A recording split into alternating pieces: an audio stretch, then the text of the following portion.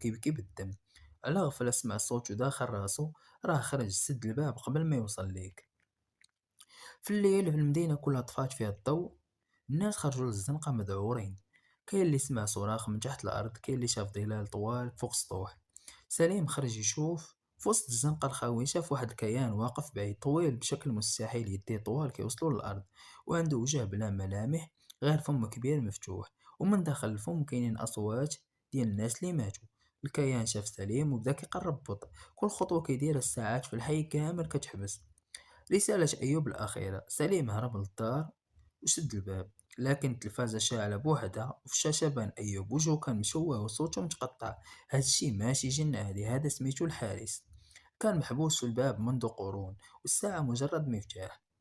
سليم سولو كيفاش نحبسو؟ أيوب بدا كيبكي. خاص الساعة تحطم في المكان اللي تصاوبات فيه تحت المدينة القديمة،